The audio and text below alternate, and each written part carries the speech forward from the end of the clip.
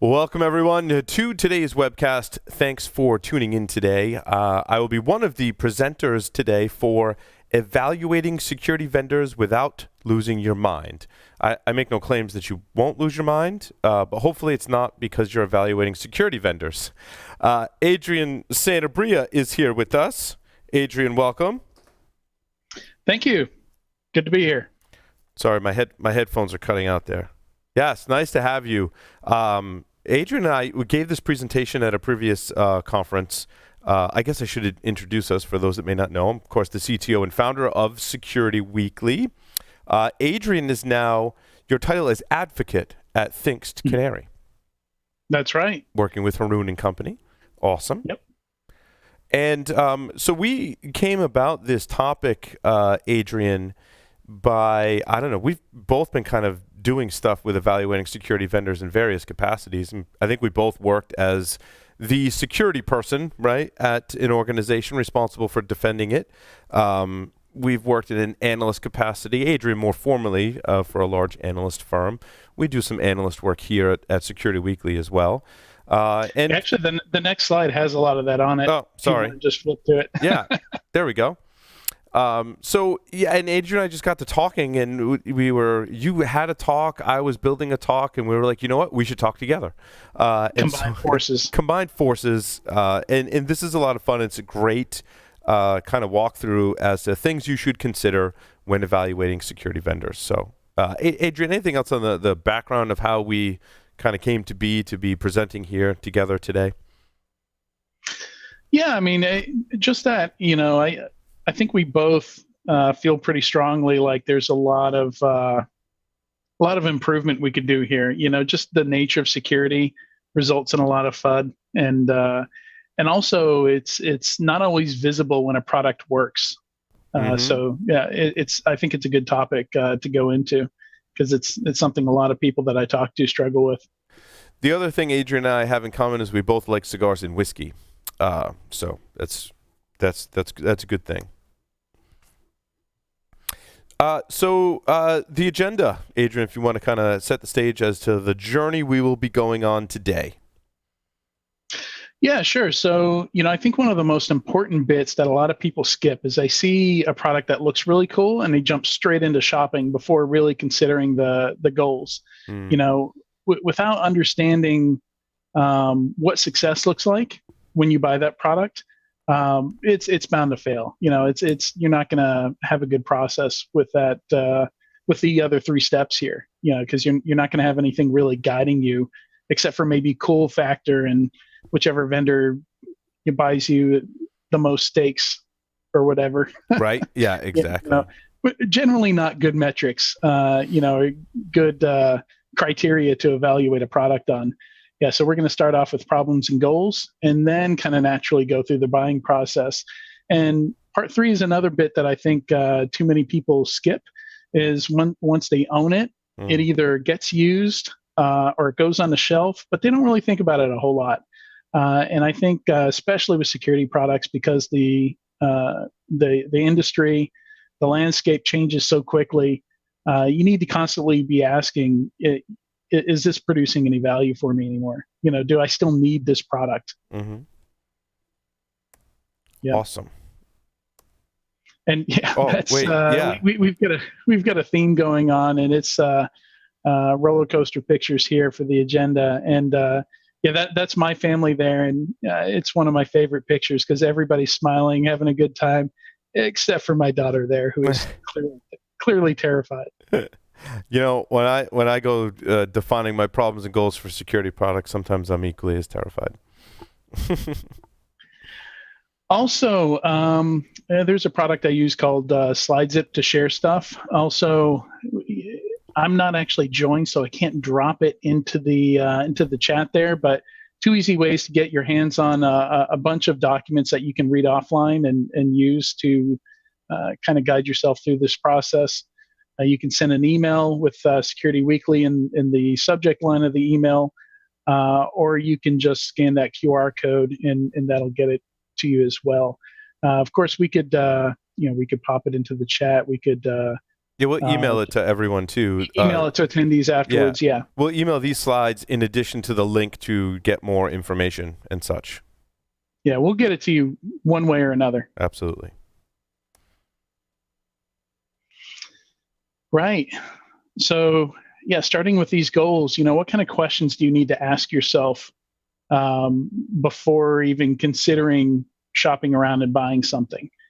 First of all, describe what the problem is. A lot of times I get questions where you clearly realize, it's kind of a knee-jerk thing, asking the question, where somebody didn't sit down and kind of explore it first.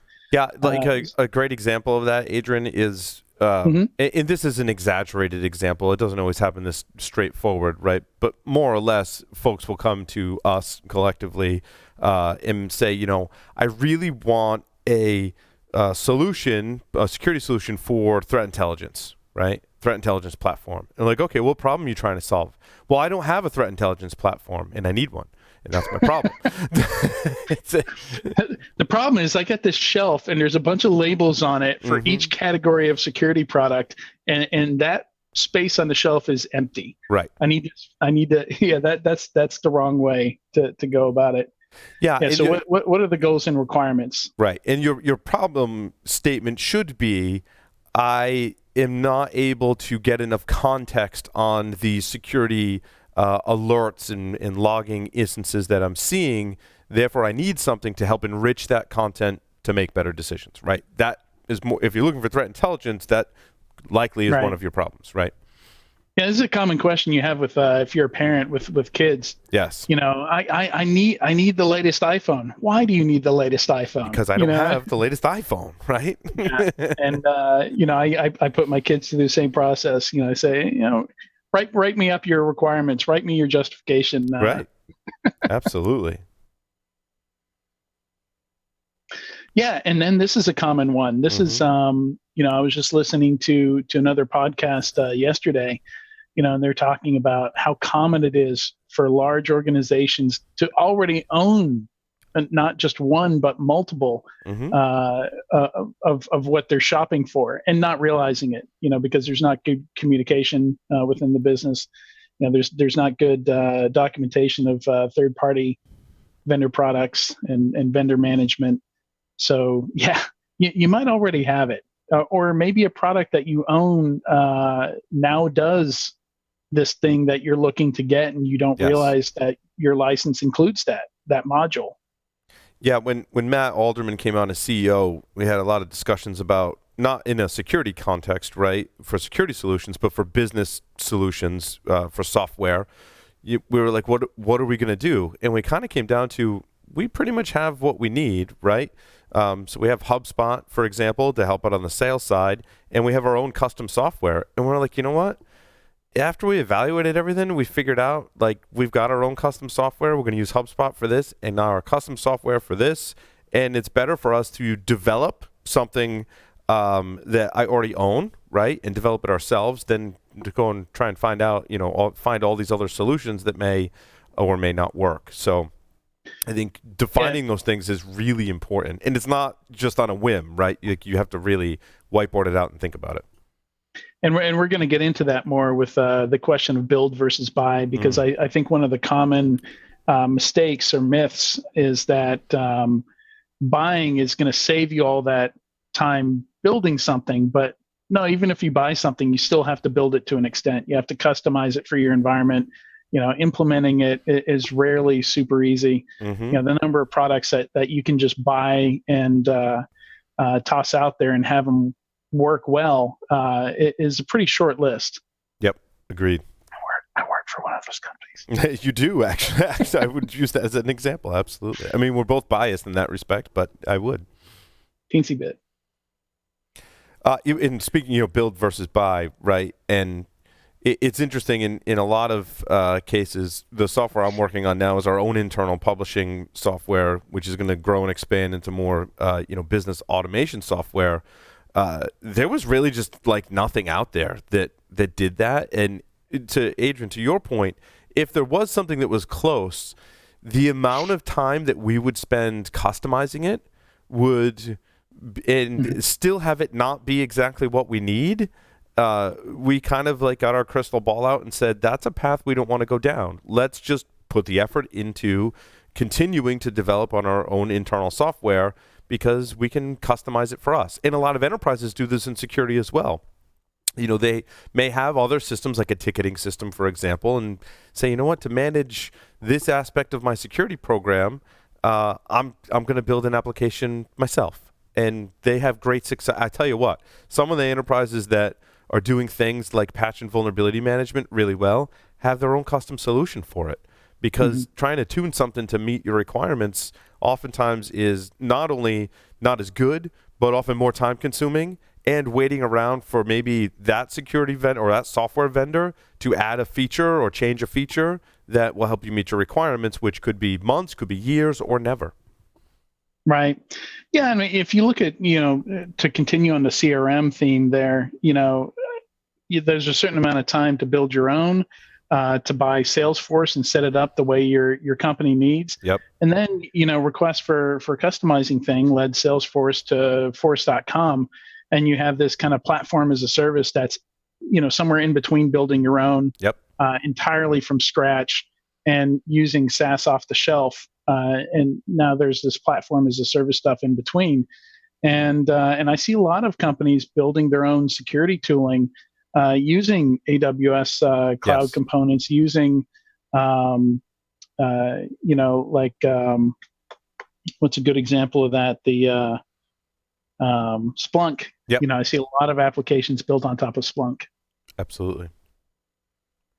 Yeah, that's a great point. There is some middle ground there. If you can find a platform or a framework that lets you customize enough to meet your requirements, that's awesome. Yeah, like a build versus buy versus half build. Yeah, it is. It's somewhere in between, right? Halfway in between. Yeah, so I built this list kind of, thinking through it, at least in my mind, maybe other CISOs, other security professionals kind of view this list differently. But, this is kind of the priority as I think through it, starting with least expense and least effort, going to, totally build from scratch, most expense or most effort. And it's, we don't have to go over it too detailed. I think a lot of these slides that we have here, we've got some long lists, lots of recommendations in them, are more something that you take away and you use as a reference as you go through this process. But generally, you always want to try and solve it with existing resources first. I think not enough companies do this, and too many jump straight into the shopping process. But that's my general idea. That's how I would approach it. Yeah, and cost is definitely. I don't know if we talk how much we talk about cost, but that enters into the equation where you can build it from scratch. You can find some kind of platform that's typically not expensive to build it on, or you can start shopping around for other solutions, and oftentimes those other solutions can be really expensive, which may force you back down to building on top of some other infrastructure that's really cost effective. Like AWS can be really cost effective depending on your implementation, or building it yourself and running it on premises. And if you jump back one slide, I just want to make the point that when we're talking about cost and resources, consider people as well. If you have to hire 3 additional people to make that SIM work, that's a cost. That's a big cost. Assuming you can even find 3 people with the right skill sets, right, to do that. So that's another thing. It's not just about the capital expense or operational expense. You also have to consider your staff. Are you going to overload your staff? When you buy this product and force them to make it work. And so I put it into a flow chart here. Here's a link here. I wrote up an article. It's kind of taking these same bullet points and working it into a flow chart here, so you can print this out, have fun with it, whatever. I love this flow chart, by the way. It's really awesome. I like building flow charts. That's great. I'm terrible at building flow charts like that. I find it very satisfying. Because I can't hold the whole thing in my head at I once. hear Like you. I've got an idea Yeah. of how it should work, but not until I get all the pieces on the board and Yep. arrange them do I figure out the best way to do it. Mm-hmm. Um, so yeah, here's some metrics that I find really useful. Time to value is a huge one. I find, and I'd love to do a survey on this. I've never done a survey on this, but I suspect, that if it's going to take more than X amount of time, and it depends on the company, the amount of patience they have, how quickly they get distracted and pulled off into other things. I think it's a matter of weeks. If a security product takes you more than a couple of weeks to set up, I think the chance of it becoming shelfware, where you pay for it and never end up using it, and you're stuck into this 3-year contract, uh, goes up dramatically as time goes on, if it's not deployed and used. Labor to value ratio is the amount of effort it takes to keep it at that level, to keep it where it's producing value. And that's if you even get there, and I think a lot of products, a lot of companies fail on number one. They never get it to value, to where they would consider it to be valuable to them. And also, I've seen negative value. If you buy a product and all it does is make you chase around false Yeah. positives, Mm-hmm. you're deep in the hole. You not only paid money for this thing, Right. it's wasting your staff's time. So you're actually worse off than you would be had you never touched it in the first place. So be cognizant of that. And that's where true cost comes in. And, I remember, we used to do that last time I was on the enterprise side. I started calculating that. And, we had one product where we were, I think at one point, $70,000 in the hole, if you consider staff's time. It's interesting.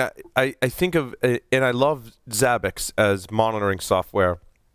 And I feel like I've gone through these three, like, in a few different ways, right? And it's not always you're going from point A to point B with a solution.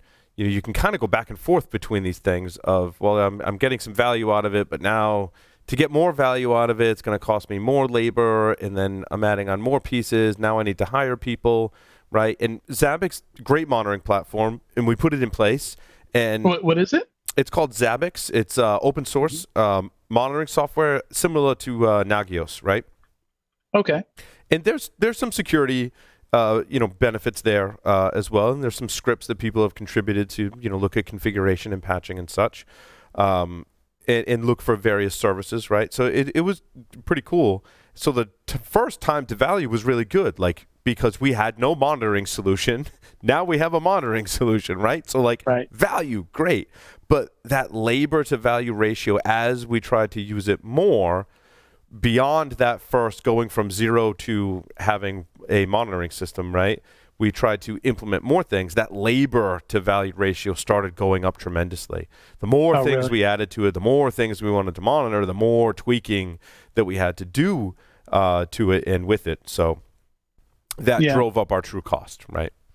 And it's worth revisiting that, like if the original plan was to go from 1 to 10, revisit that and say, what if we just went to 7? Would that be good enough? Yep. What happens if we don't go to 10? Mm-hmm. And we say that going to 6 or 7 is good enough. Yeah. Maybe you don't have to deploy every feature. Exactly. Yes, I think that's true with pretty much every software solution, right?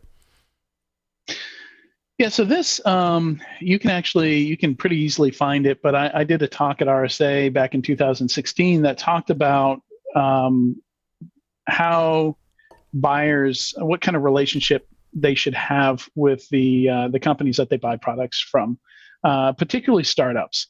And my point in that talk was that the startup relationship, products are still young. You have a lot of input that they're going to listen to. They're young, they're hungry, they're still building the product. Nothing's set in stone really. They're still pretty flexible. And that's not to say that older, more established, corporate companies can't still be flexible. I think Meraki still has the submit your feature request thing built into their Mm-hmm. UI, and yep. Every release you see come out, you see stuff that people have requested still going into the product. So they, some companies do a good job of keeping that in there. but a lot of companies don't, and your voice just gets lost. So for me, that's the big advantage of going with a startup. Yes, maybe the product's not as mature, maybe things aren't implemented yet, but you can help guide them in a direction that would be useful for you, and it's win-win, because the chances are, if it's useful for you, it's going to be useful for other companies you're trying to sell it to. It's interesting. We were doing an interview with a customer of one of our sponsors, happened to be Automox, and I think this is true for a lot of newer companies, right? And it depends on your requirements, but many of our requirements, especially for security solutions, I really gleaned from that interview that it falls into 3 categories, right? Typically, and again, this varies, but many security solutions that we are going out shopping for, right? We want it to be in the cloud because we don't want to have local infrastructure. Again, not all of them, but a lot of them it's nice to have in the cloud. We like it to have an open API so that we can integrate it with all of our stuff and do cool stuff and reporting and all that stuff. And we like it to have lots of controls for multiple users, because I really think that today it's not just the security person doing security. It's not just the sysadmin doing security. Is really making its way into everyone's role, and there's so much of it to do that we have to outsource some of that to the help desk, to the administrators, to say this is part of your job to interface with this software, right? You're talking about role-based access control, having a different dashboard for the auditor than you would have for the CISO, than you'd have for the analyst. Yeah, I mean, they log in, see different things. And you look at patch management systems as an example, like the ones that have been around for a long time are like, well, our only user is the sysadmins that have privileges to everything. And that's maybe not the case today, right? When you look at something like patch management. So oftentimes I think you'll end up with a newer company creating the software for you if those are your requirements, because they've built it from the ground up. And let's face it, if you're going to build a solution from the ground up, you're going to build it in the cloud. You're going to write it in a language that makes it super easy to have an API. I mean, it's a lot of that is automated today under the covers, right? And they're going to take into account that it's not just the super users that need to use it. It's a broader audience. Yeah. Yeah, and I get exposed to that, jumping into the vendor world, like figuring out personas and, who the buyers are and how they're involved in the whole buying process and using the product differently. Yep, yeah, absolutely. All right, so that's the whole prep section. Now it's time to go shopping. We got some more happy children there on the roller coaster.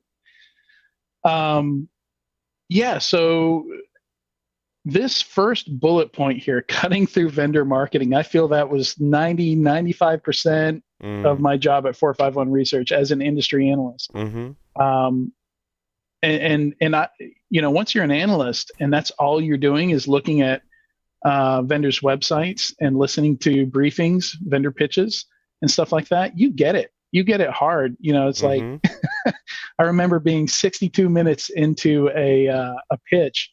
And I said, hey guys, we're 62 minutes in. I don't know what you do. Yeah. Like I heard the problem statement. I understand what you're trying to solve, but I don't know if you're an agent that goes on all my machines. I don't know if if you're making an appliance, I'm going to rack and stack in the data center. I don't know if you're a cloud thing. Like I have no idea what the product looks like, what the architecture is, how you sell it, after 62 minutes. And it was actually kind of satisfying because I got to work with some vendors and that same vendor 6 months later, had the pitch nailed. They that's refreshing. Turned it around. Yep. But yeah, there's a lot of that. And there's a lot of reasons for that. Everyone wants to sound different, look different. And as they go towards that goal of differentiating themselves, they also tend to make it impossible to figure out what they do. It's so true. It's so true. I mean, I could talk for a long time on this slide. It's a lot of my job today. I do find, I think, to break it down into like a summary is really asking the right questions of the right people on the bullets on this slide. Really, that's the key, right? I find that if I try and spend a lot of time visiting the vendor website and even briefing with them, if you're not able to ask the right questions of the right people, you're still not going to understand what they do. And oftentimes by the time you figure it out, they're doing something different or slightly different. So yeah, they pivot. yeah, I think having a good relationship with the folks in the security companies today is important, or having a relationship with, an analyst or friends that work in that role to be able to help you navigate, I think is really key. Because I mean, I covered endpoint security. Yeah. And my endpoint security spreadsheet had over 100 vendors on it, and that was just enterprise endpoint security. So yeah, I'd have a lot of inquiry calls that were just, explain endpoint security to me. Here's what I need. Tell me who I should go look at. Give me some kind of starting point. And that's a good reason to use an analyst, to have a relationship with an analyst. That's what they should be doing for you. Yep, absolutely. And the pitch. Speaking of the pitch, yeah. So sorry, Cisco, but and it's not nearly as bad. I've noticed a lot of these products have gotten better, and then the whole Zoom thing happened, and people lost their minds. I still think Zoom is one of the better products out there. They were very quick to respond. I noticed I'm using Zoom for my video in right here, and the user experience connecting in was significantly different than it was a week ago. Yep. Yeah, it asked me, "Hey, do you want to turn on your video?" Yeah. Yes. Thank you for asking. But yeah, I mean, we've experienced this through the 14 years of doing the show and bringing people on remotely. That it's tough. Anytime you set up a remote meeting, there's usually some sort of issue. I mean, rarely does there absolutely no issues, and it starts on time. So you do have to account for that in your pitch. Yep. I like it. Yeah. So generally, I'd always I'd push hard for an hour with a vendor, because anytime I did 30 minutes, rarely would it be enough. So yeah. And so introductions about the company, and generally, I tell people it's okay to skip all that stuff. If you've already done your homework, you've scraped through their website, you've read the the brochures, the data sheets, you've read about the company, it's okay to say, if you understand the problem statement. I mean, generally, I would say you shouldn't even be having this conversation. You shouldn't be on the phone with the vendor unless you've already tackled the first four things here. Well, the first three things. Yeah, I would say the first two for me are pretty, and I typically do this when I do a briefing or I'm going to do something with a security vendor, an interview or whatever. I go to their website, and if there's one thing the websites usually do pretty well is I can learn who's at the company, who the founders are, right? And I could use LinkedIn and figure out who all the other employees are, right? But I can get a sense of who founded the company, who works there, and see if I know them or recognize them. If I don't, do a little research. And then, are they business people? Are they technical people? Exactly. And their LinkedIn profiles can usually tell me about, about their background. And then about the company, I can know where it's headquartered, how long it's been in business. I can go to Crunchbase and get a little bit about their funding and status and number of employees, right? That should really take me before the meeting, probably take me 5 or 10 minutes to do all of that and save me time in the meeting, where I really want them to spend more time on your problem statement and the product, right? And the problem statement is oftentimes, when I do the research to go look at a security company, I have no idea oftentimes what their problem statement is. Or if they have a problem statement, it begs more questions than it does answers, right? Like, is the problem really this, or is it that, right? And that's a good point. I say you can skip the problem statement, but for me as an analyst, I'd rarely do that, because I found that the way they state the problem can tell me a lot about the company and about how they think about their product, how they develop their product, how they tackle the problem.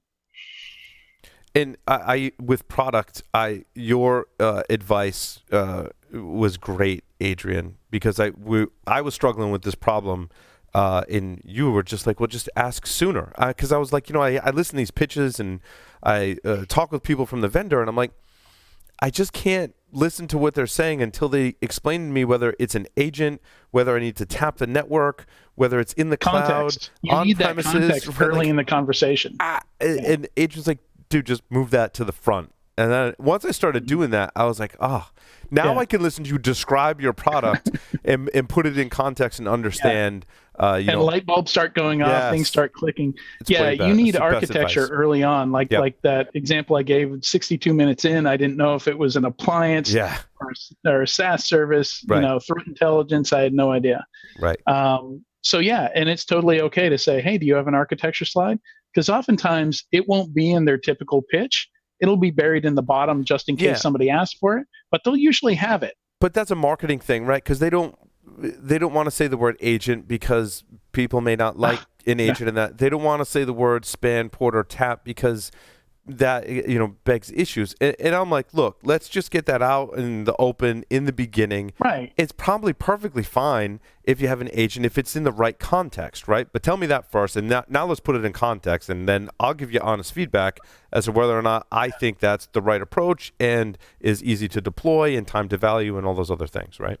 I've seen conversations go like 8 meetings deep until the company finally admits, yes, it's agent based. Right. And the company says, well, that's a non-starter. Yeah. Like, why didn't you tell us that up front? Like, we just, and it spent, an hour or two to coordinate each of these 8 meetings and then 8 hours for the meetings themselves.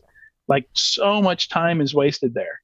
To the agent point, though, I think companies have gotten a lot smarter about agents. I think agents are truly lighter, especially when we talk about DevOps. It's really not an agent. It's really just like a library or a hook is how I term it. I also think there's certain solutions for authentication. I find it's an advantage to have an agent. If I don't have an agent, now I got to deal with how do I authenticate to all my systems to update configuration or apply patches, right? Whereas if there's an agent, it's a much less administration on that side. But of course, there's pros and cons to everything. We've all seen agents, mess systems up and give it poor performance at some point. So.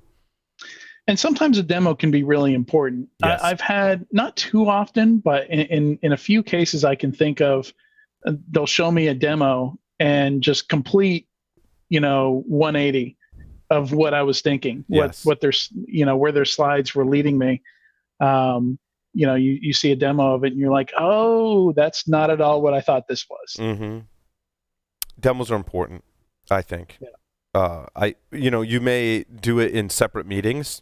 Sometimes I will do everything on this list but the demo, and then come back and say, okay, of the 3 or 4 vendors that we've looked at in this space, I really want a demo from these 2, and these other 2 like not yet. Do the demo, and then go either like that was great or that was horrible. Let's go do the demo on those other companies now. If it was horrible, and like Adrian said, sometimes when you get the demo, it's the opposite of what you were expecting. You're like, oh, that's really great, or that's really crappy, right? I remember getting a demo on day 3, or I guess it was, day 3 of RSA.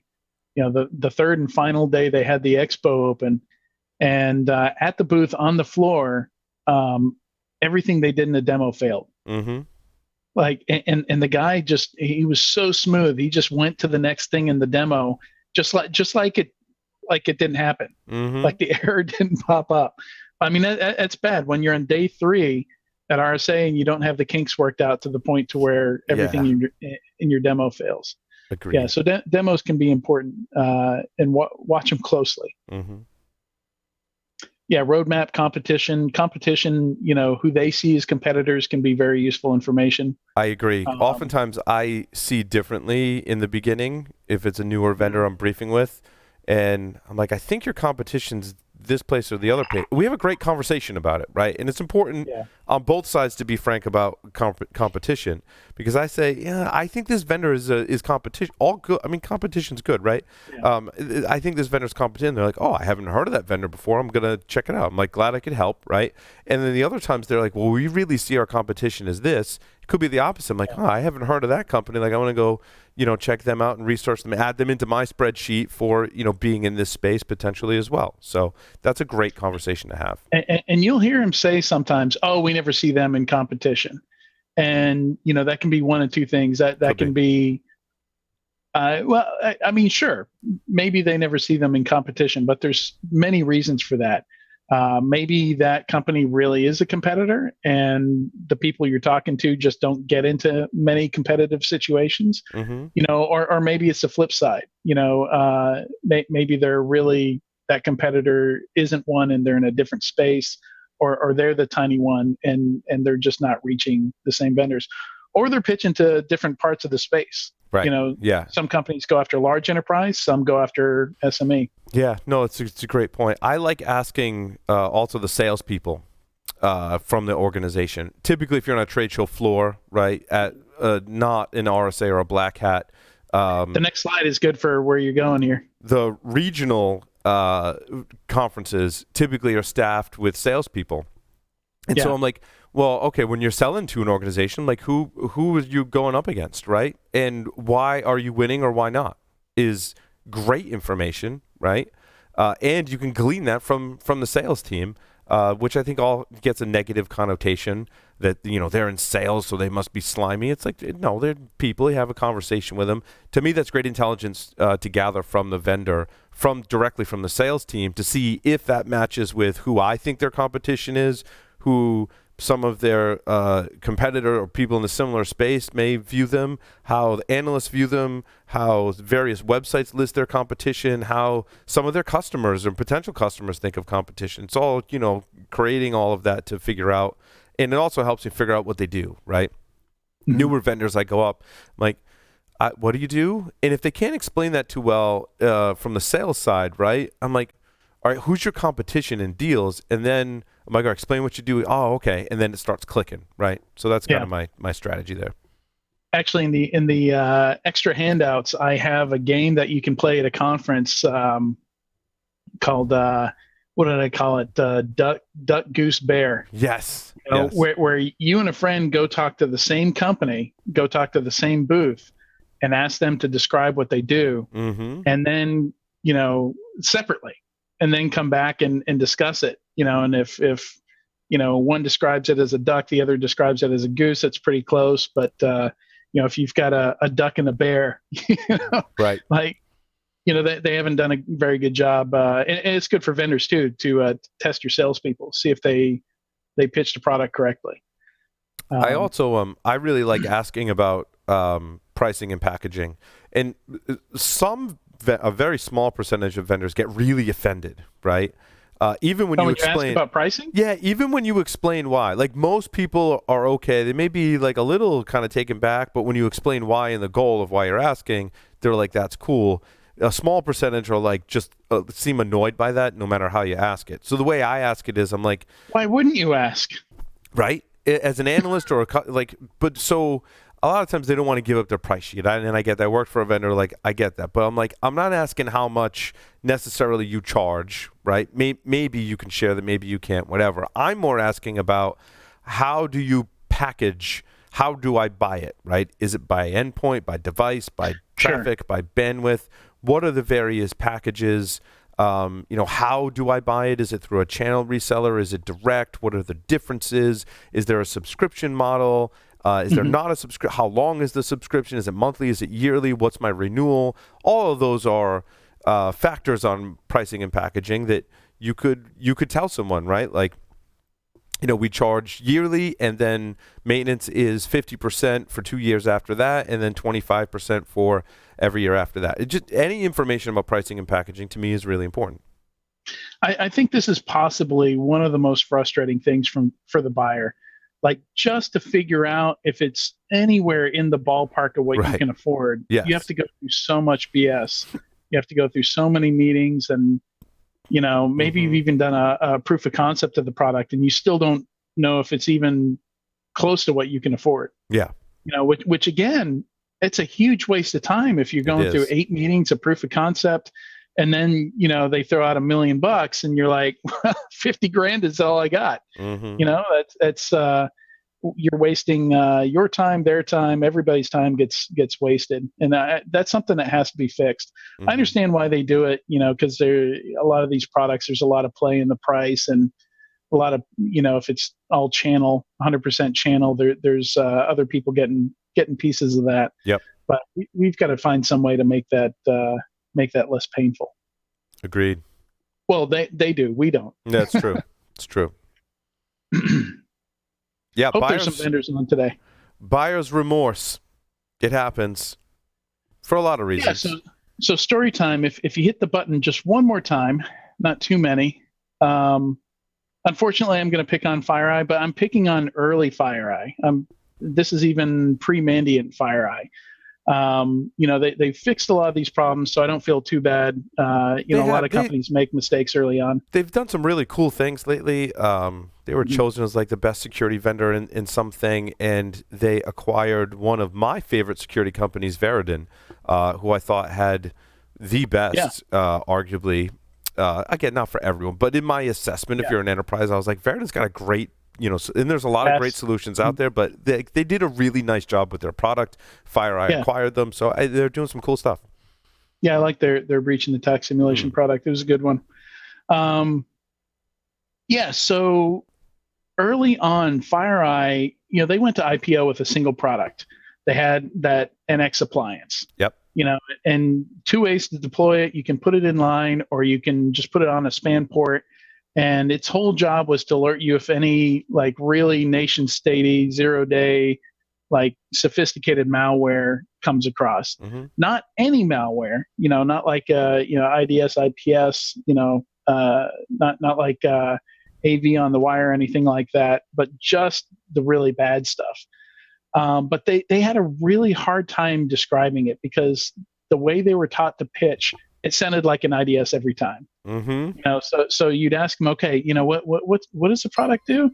And you say, okay, so it's an IDS, and they say, no, we were told to say it's definitely not an IDS, and then they go on to explain it again with the same words, and you just get stuck into the circle. And it was one of these cases where. I recall personally having 3 meetings, finally got an engineer on the phone who could explain it to me, explain it the way I just explained it. But what it resulted in were customers buying for the wrong reasons, because you had this really expensive physical appliance that you had to rack and stack in the data center. But the typical enterprise that has like a big headquarters and a bunch of regional offices, most of the infections would be in those smaller offices. But you could only afford to buy one of these appliances. And of course, where are you going to put one copy of something when you buy it? HQ, where you don't have the problem. So, if you hit the button again, their biggest competitors at the time, Lastline and Cyfort, realized, that the sales model, that was the wrong sales model, to sell it by the box. And they sold their licenses by bandwidth. Yep. So they said, total up your egress bandwidth for all your offices. And you can use, Dell pizza boxes off of eBay, like whatever you want. You can just install it, the sensor as many times as you want, wherever you want, as long you're just paying for the egress bandwidth. And they were telling me that something like 90% of their incoming deals were customers coming off the end of their first FireEye contract, when it was coming up time to renew. So and that was, it took FireEye a number of years to turn that around. And, I think it was a total like 4 years before they were able to change their, the way they sold these boxes to where they could have something licensed that same way, so that they could be competitive again with Lastline and Cyfort. So that was, I think that was a good example of, just the kind of thing that you have to look out for. And you really shouldn't buy it if you if you don't understand what it does. Yeah, and also the pricing, packaging, and licensing is really important to the equation and your decision based on your requirements, right? And we can go back to the beginning of the presentation. If in your requirements you're like, I need a solution that can cover 20 different remote offices, you need to know that pricing, packaging, licensing, because that's going to affect it, right? So that's important.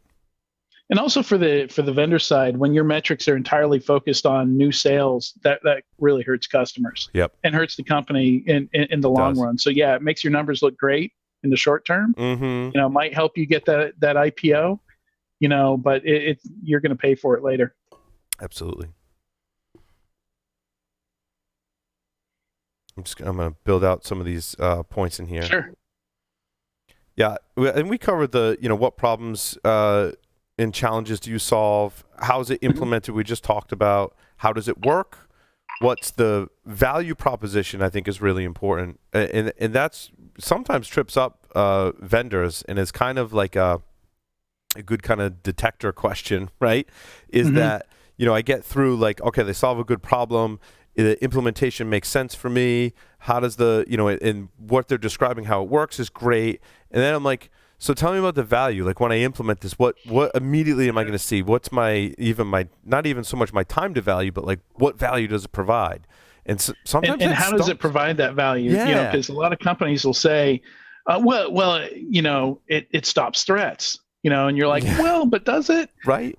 No, this actually, from what you've told me, it could help me make it a little bit easier to discover threats if I can properly integrate this into my other tooling and my workflows and stuff like that, which is no small feat. Right. So no, they got to be honest small too. Chance of maybe helping a little bit. Right. Yeah, and they have to be honest, and metrics help as long as they're honest about, our customers that implement them typically experience a 30% reduction in, something that's costly, right? Time, money, budget, right? They save 30% in their budget because they don't have to renew these other products, right? That's part of value. Those are the kind of things I want to hear. In addition to killer features, like, hey, when you deploy this to a customer and they come back after you check in on them, like, what are they saying? Like, I really love this feature. Or when they're buying it, they're like, look, I'm buying it because, like, this feature is on the top of my list, and I'm glad you have that. I want to know about that, right?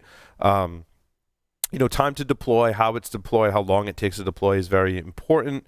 And then, of course, maintenance. We touched on that a little bit as well. What's it going to be like when I'm maintaining this product? And that can be a difficult one. Sometimes you're 6 months in and you don't realize until that period of time goes by how much maintenance it is to actually keep up with. And then, we talked about competition. I like to hear from the vendor what features differentiate them. What's your one feature that differentiates you from everyone else, which could be same or different sometimes from what the customer sees as the most valuable feature. And also tying into that is measuring success. And I think that's more about, like, how do I measure it? How do I get that 30% reduction or 30% increase or whatever it is? How do I measure that value, right? And then I like to ask them who their ideal customer is to see if I'm the buyer, if I fit that profile, or if I'm not, if I'm the analyst, I like to know who their target market is, right? Who's their ideal customer? What problems do they have? Not just, well, there's companies in finance, right? Of course, a lot of companies in the financial sector are going to need security solutions, but what's specific about that customer, I think is also an interesting thing to ask. Yeah. And another FireEye example here, unfortunately, I have several for them from the same time period, though. Again, early on, maintaining it. Every time we had a false positive, I figured out it took an average of 4 hours for an analyst to handle every false positive, because they wanted you to log into the console, run this command at the command line that would take all the logs and pack it up into a tar.gz. And then they wanted you to FTP it to them. Right. So you're using, FileZilla or something like that to FTP it up to them, emailing them, okay, it's there. And then once they analyze it and stuff, there's a meeting, you get on the phone, and eventually they tell you, just run this command to whitelist that, that hash for that one file. Right. And it was a killer, because we had several, about one false positive a week, and that 4 hours of that analyst time was significant. This comes down to who you're asking, and who's the best person to ask. And of course, a lot of that depends on what kinds of questions you're asking, and what your goals are. But I've had really good luck with some of the more senior roles. Especially in smaller companies, you'll probably get someone in this role. But in my experience, the way I navigate is I like to meet with the founder, CEO, CTO, right? I want to hear from them why they created the company, why they're passionate about solving this problem, and what problem they're solving. That can be really, really helpful. I think product management, when you get into what problems are they solving for their customers and how are they solving it, the product manager is often a really, really good person to ask that, because typically the product manager is interfacing with a lot of customers about how they're using the product today, right? What they want from the product in the future and what changes are coming and how they should be using it, right? Also, I think VP of marketing or product marketing is really useful as well. Again, on the competitive front, again, on what problems they're solving for customers, can be really helpful.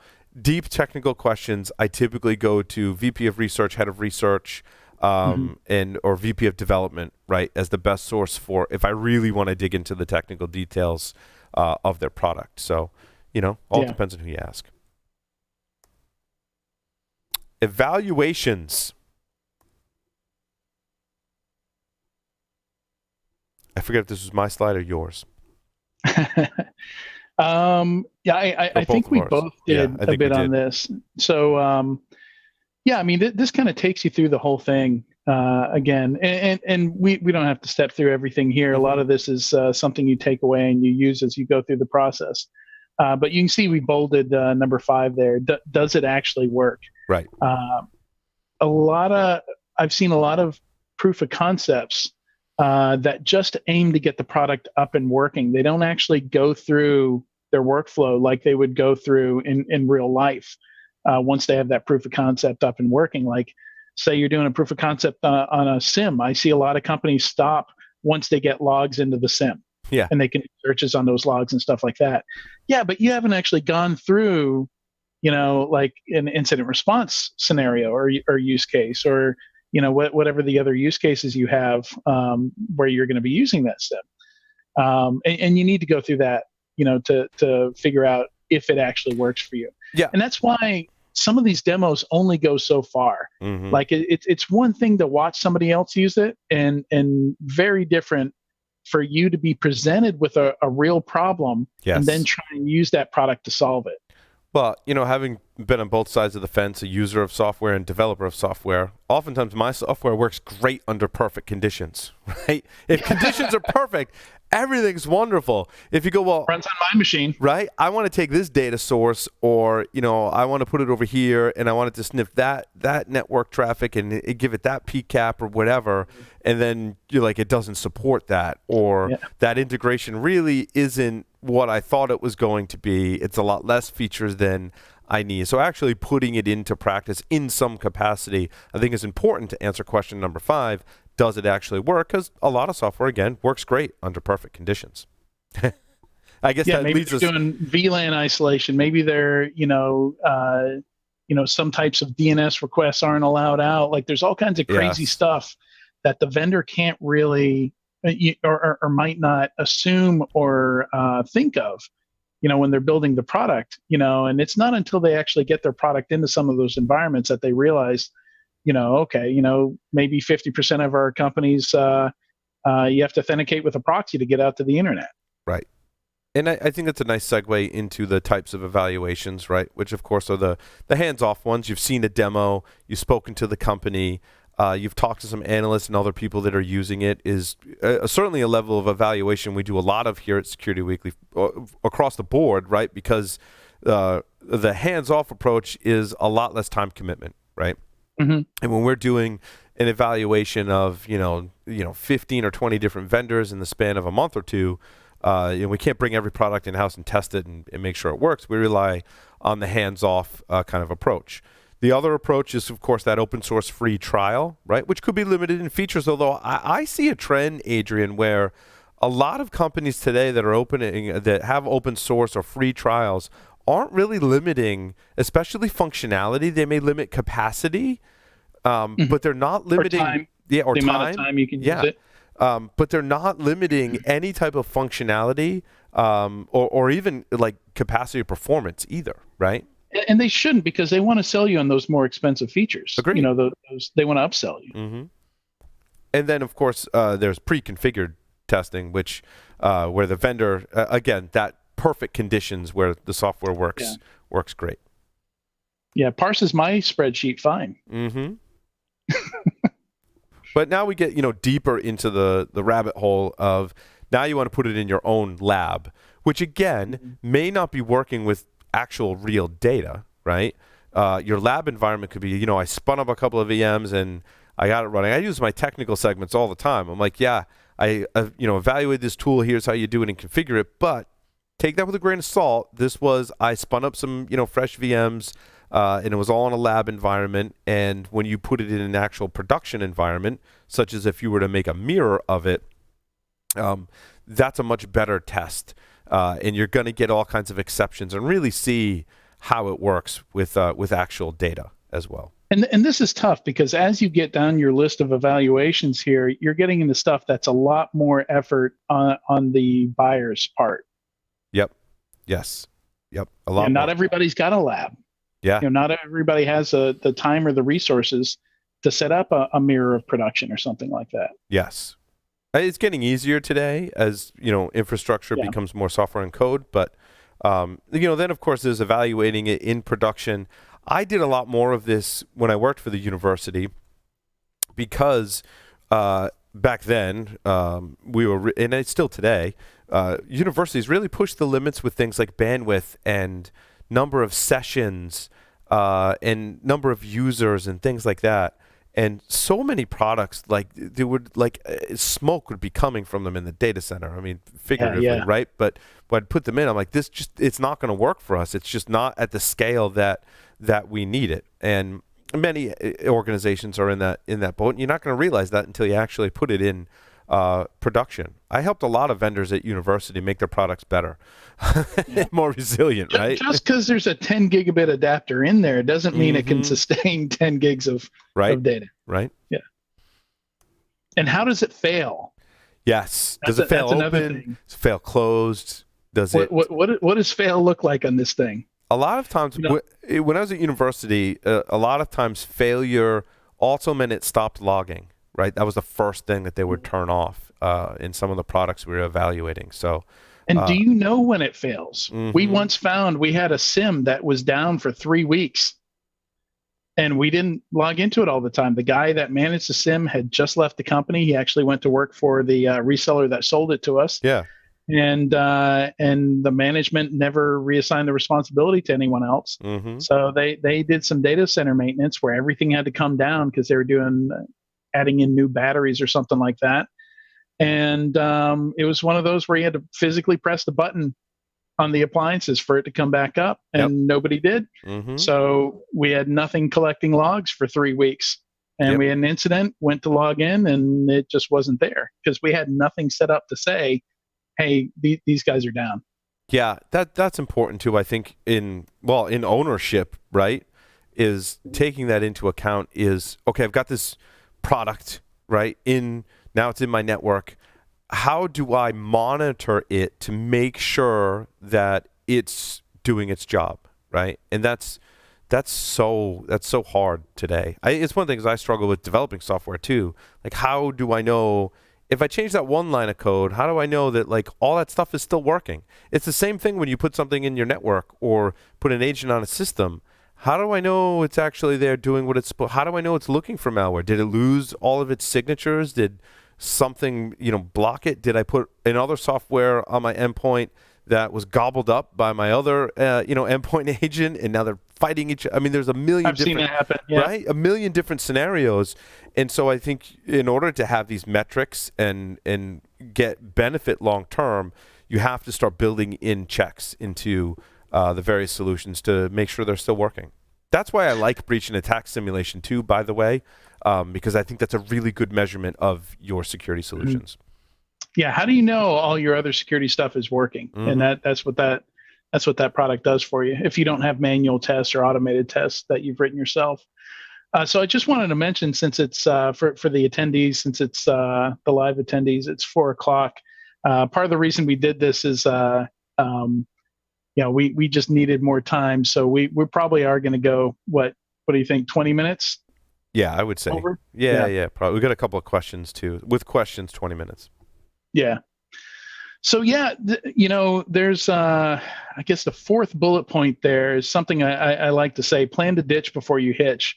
And it's not great relationship advice, but it's or Maybe it could be, depends on the person. If you're a right? celebrity, if you're a billionaire, maybe it is.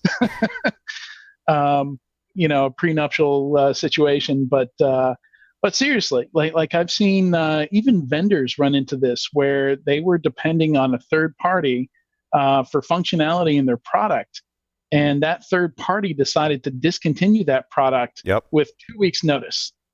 And this company, I'm not going to say who they both are, but they had to develop their own version of that in 2 weeks. Wow. And they managed to do it, and it actually worked better than the other product. That's But I'm awesome. sure That's a great story.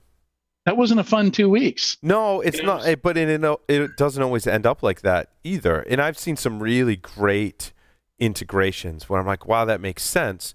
But all it takes is for one of those companies to get acquired, and then terminate some of those relationships, take the company a different direction, pivot. I'm getting a feed of data from somewhere. I've integrated that into my product, and then that goes away.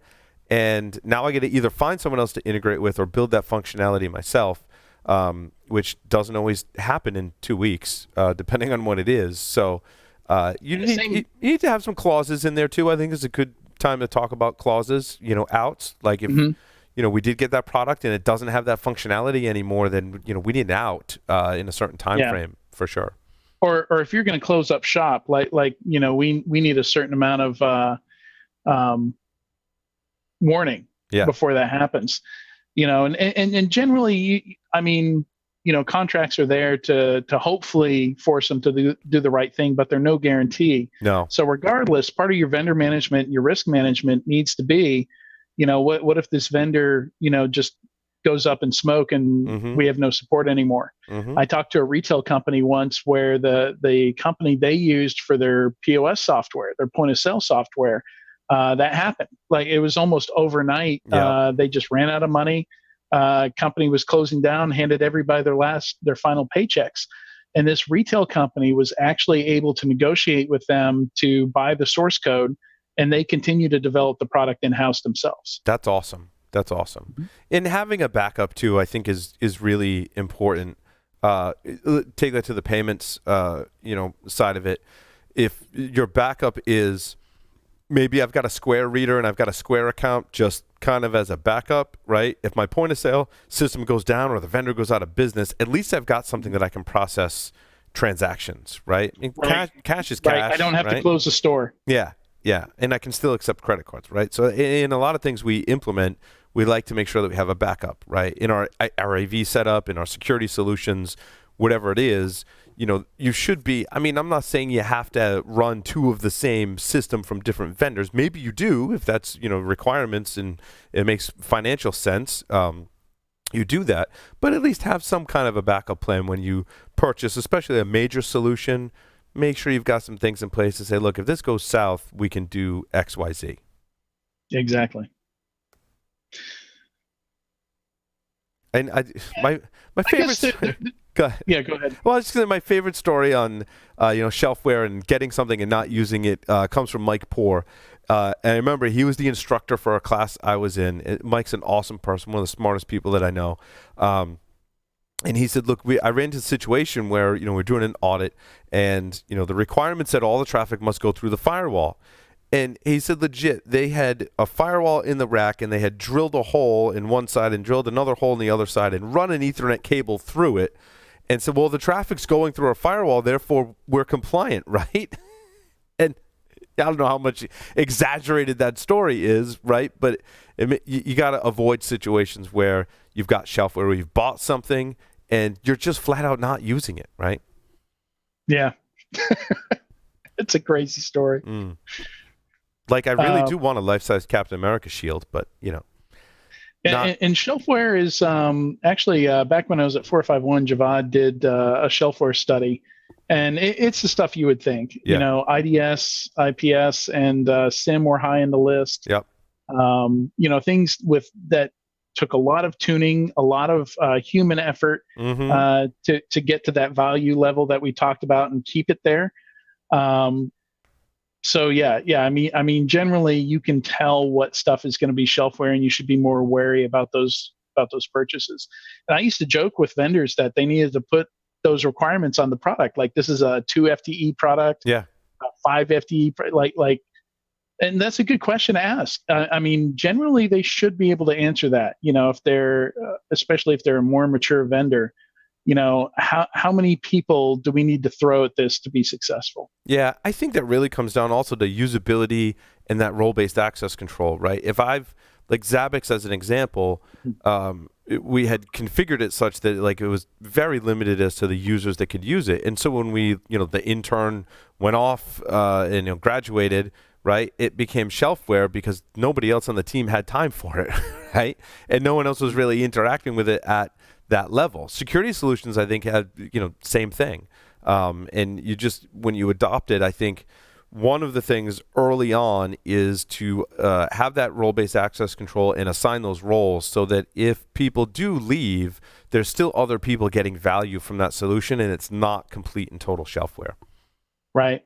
And something I've noticed a lot of companies doing more recently is putting more effort into customer success, where somebody's actually touching base with you and saying, hey, we can see you're not using the product. Is there any reason for that? Can we help with that? Yes. You get emails like that all the time for those tests, SaaS accounts you may have created, and they're like, oh, I see you haven't run a scan, in 3 months. Is there something we can help you with, right?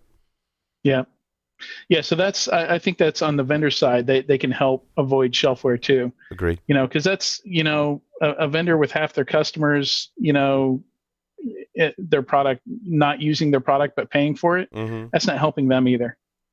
Because they're not going to get that natural word of mouth. They're not going to get right.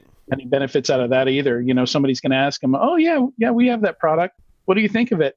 We never got it to work. It just kind of sitting there. Yeah. You don't want that. So I don't know if these videos are actually going to work for you, but this is kind of an analogy I was going for. I'm not making any promises, but hey, look at that. Okay. Are we going to get sound? Mm-mm. Probably not. Nope. Well, we don't really need sound. So the idea here is, this product, I'm not sure what set it off, but it got really popular.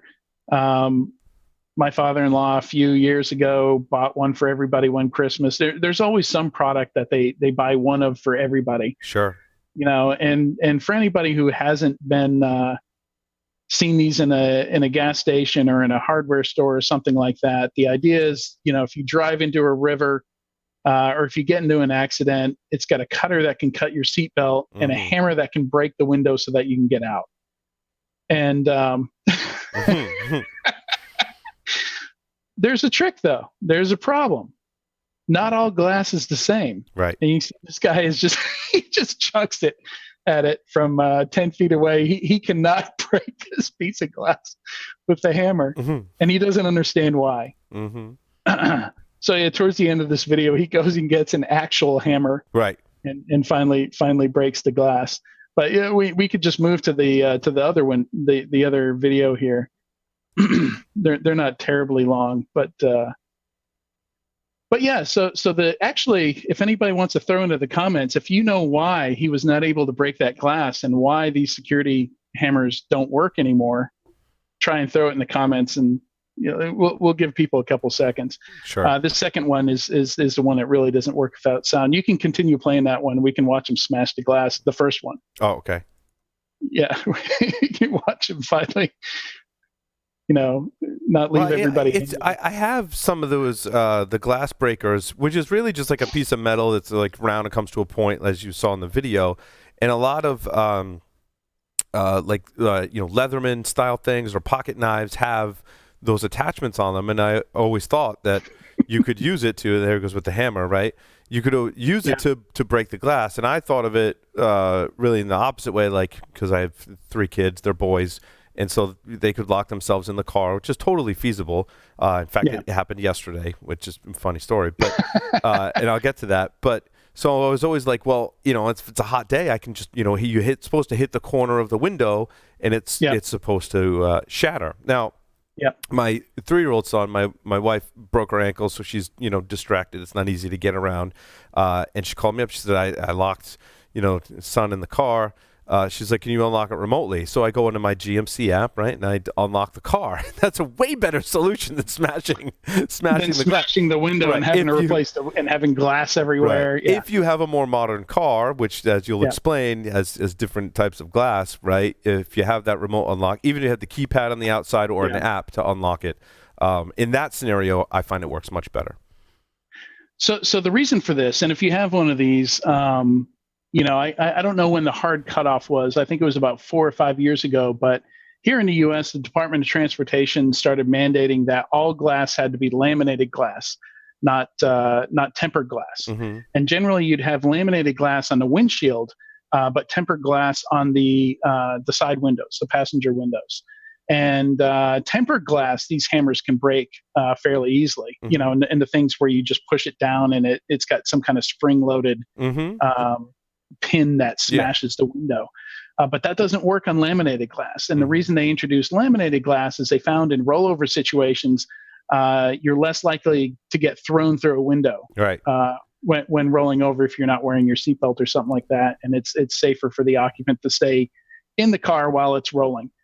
So that's it. They've replaced it with laminated glass, and all of a sudden, if you have a car built, if you've bought a car in the last 4 to 6 years, these are useless. Yeah, and it still doesn't help you getting out of the car, right? But getting into the car, there was one with a rental car when I was with some of the team members here, and I locked my keys in my truck by accident one day. And in both cases, the person that came got basically like a wedge, looks like a wedge that like a door, it would hold the door open. And they put the wedge in the door, and then they just got this long rod, and they reached in with the long metal rod and hit the unlock button on the car. Yeah. Yeah. And that's exactly. They don't even need a Slim Jim today. That was, to me, a much better. Such a hacker thing. Right. That was a much better way, I thought, to get into the under door tools, if you've ever seen somebody use those. Yeah. It's very similar to the under the door tools in the hotel rooms.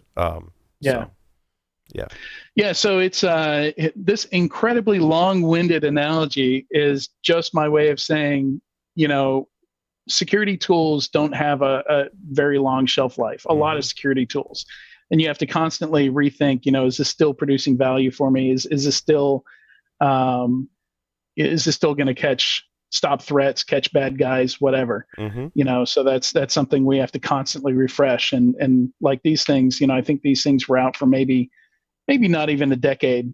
They were a popular product, and they're still selling them all over the place. Mm-hmm. And there's no warning on the packaging saying that they don't work anymore. Hey, if you bought a car in the last 6 years, this is useless. Mm-hmm. Yeah. So more story time here.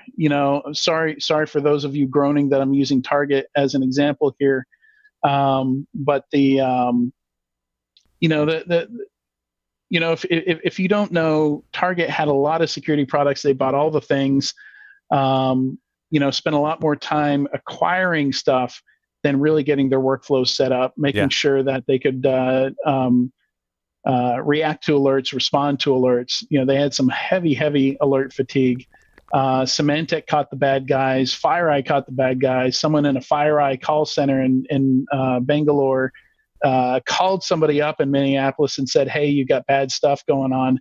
And they still weren't able to respond to it and react to it in time. On the flip side of that, Equifax was very aware of the problem. They had a very different issue. They were very aware of struts being vulnerable, but they didn't know they had it. They looked for it. They scanned all the things. They didn't use all their tools correctly. They actually scanned the systems that had the struts issue that was actually exploited, but they didn't use the recursive flag. So they didn't find struts. They ended up using that SAS tool and ended up just scanning the local directory and not the directories beneath that directory. Oh, if you're looking at like these are struts is used in JTE apps, so you get a WAR file that's deployed and there's some plugins directory, and that's where struts is buried. It's not going to be in that root folder of the application. So they even made a custom snort rule, but they didn't test the snort rule to see if it would detect the attack. Mm-hmm. So they went through all the trouble to build it, but didn't test it. so they didn't know that it didn't work.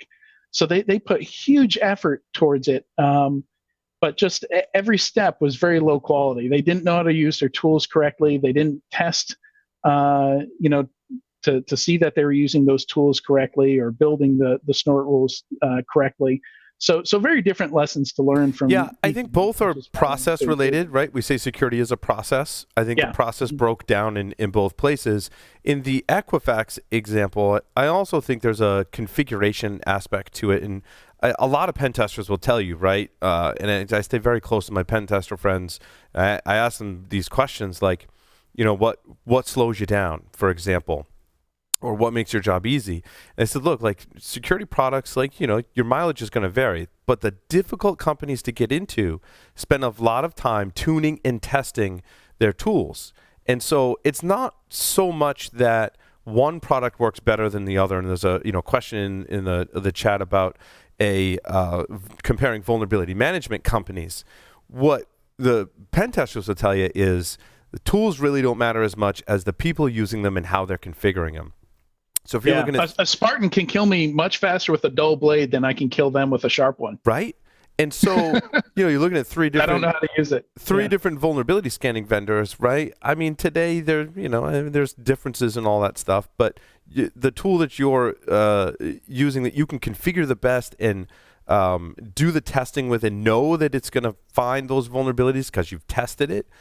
Whatever tool you're using, that is the more secure company. And pen testers say this all the time. Like, came up against this endpoint tool, bypass it, no problem. You go to the next company using the same tool, and they're like, that test was a nightmare because they had turned on all the functionality, they had tested the functionality, and they were monitoring for the functionality, right? So configuration and process is really what I gleaned from that, Adrian.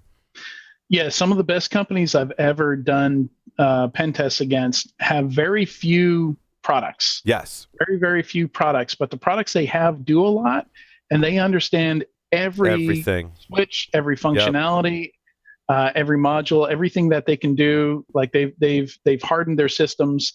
They've used all the security tools within Windows and Linux and Mac. Yeah, difficult tests like Active Directory Ninja. One of my tests, back in the day, he knew Active Directory very well, and it made the test very hard, right? A group policy, you can do amazing stuff with group policy. Yeah. Yeah, so the moral of these stories we kind of went over, but you have to understand both the product's limitations and your staff's limitations, and you need some way of testing that.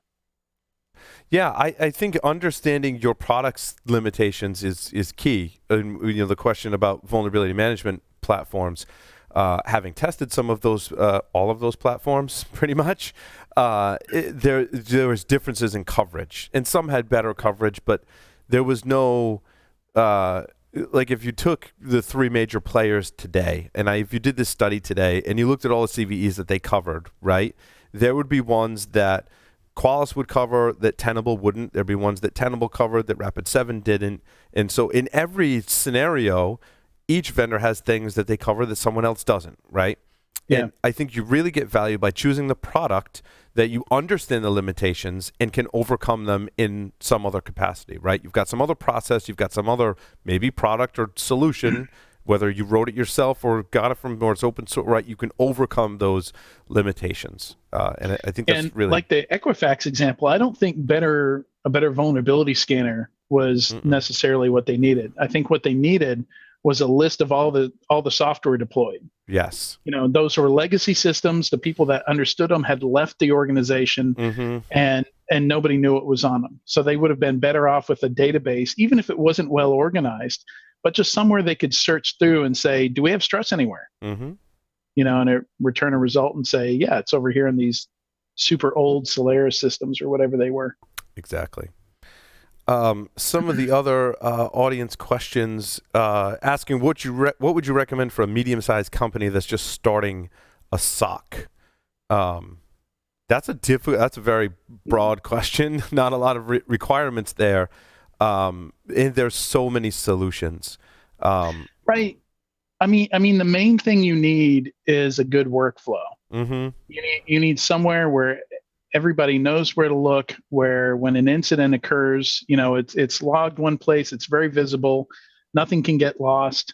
And there are a lot of good products out there. Like you could roll your own and go with Graylog and Yep. maybe some open source ticketing system. You could get away pretty cheap, if not entirely free, with a lot of the logging stuff that's out there now. Agreed. I guess my advice is don't let the products define your process. Let your process figure define out the process first. Yeah, define those requirements and make sure it meets your requirements. You don't ever want to adopt a solution and have that, because of the way it works, change how you do things. I think you need to figure out how you want to do things, have a process, and then find something that can implement that. Would be my advice. It's super easy to buy a product and make things a lot more complicated than they need to be. For sure. Because you feel like you need to use some of the 90 features. More questions? Yeah, from the vendor side, they say as a vendor in the security space, what are the best practices when it comes to introducing your offerings to companies and their employees that may not have prior knowledge of your products and services? It's a fantastic question, because I see a lot of really great security companies, right? And I'm like, you're nailing the problem. You've got a great solution. I've done multiple briefings with them. I've talked to the founder, and I'm like, that's awesome.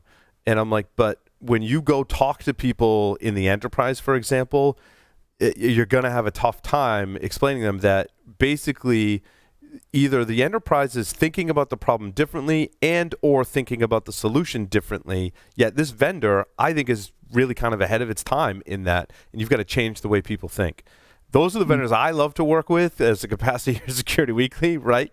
Because we understand that and we have got experience in the field, and that's our job today really, is to help people understand that. So I think getting FaceTime with people, not just talking to analysts, but being out in the community and explaining your point of view of the problem and solution is going to be huge, because the way I think customers are going to want to adopt your problem is when they hear about it from a peer. When their peer says, yeah, we thought about that problem and that solution the way you did before, but we talked to this vendor and now we've implemented it. Now we think differently about it, and it's done wonders for us, right? That's how I think it's going to help. Okay. Yeah, I agree. If you have a list of top vendors for each category today, and what ballpark time to implement or different business sizes, this was in respect to the vulnerability management. There are companies that, for a fee, will give that to you, certainly. Yeah. I think it's hard to find that for free, other than talking to your peers. But certainly, it's a huge amount of work that goes into that. It is. There's a wave and a quadrant for that. Yep. I mean, we're working on some of those things here at Security Weekly, and there'll be free models and perhaps subscription models someday as well. But I would say that was a value of EINS when I was an EINS faculty member, was they would get on a call and ask me those questions, right? So I would say find an expert who's got familiarity with that space. And not everyone's an expert in every space. There are some calls that, to be quite frank, I was like, I'm not comfortable taking that call. Like, I really can't, I don't have experience in the forensics product or, this other area enough to be able to give them guidance about time to implement, time to value, and if it's the right, size and product for that particular space. So. And it's really tough to do, because first of all, it's expensive to do head-to-head comparison testing on security products. It is. Yep. You've got to put together the methodology. It's very difficult to come up with a fair methodology that's fair to all the vendors involved.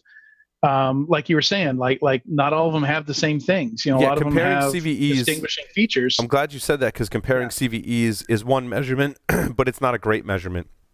Because those vuln scanning products have lots of different features that could, quite frankly, detect vulnerabilities in your environment that don't have a CVE number, or if they do, it's just not tied to it, right? So yeah, that's a great point.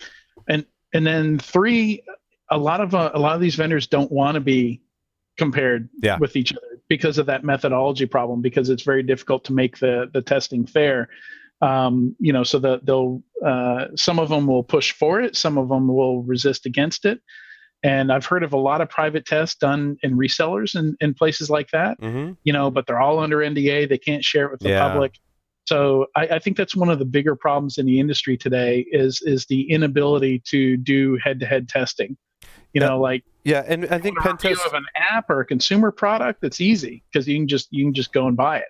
I think pen test firms and people that do pen testing have great feedback on products. It's one of my go-to sources to say, have you seen this product on a test? And it's, I mean, you got to kind of shop it around, right? Because not everyone sees every product depending on their customer base, or even knows that they had that, product depending on the level of testing. However, if you do find and say, a pen tester, I did see that product in an environment, and when it's configured this way, it works really well. Or I've never seen that product, do well for us, for the company on a test.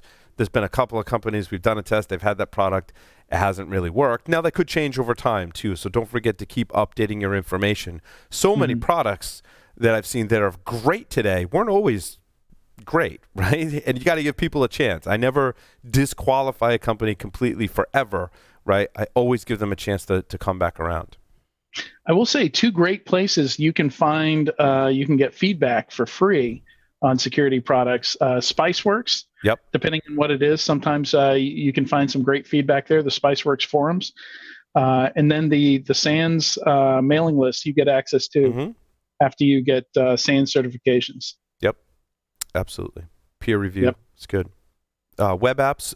Shay Chen is at Sec Tools Market. Does evaluations of web scanners and puts that out there for free.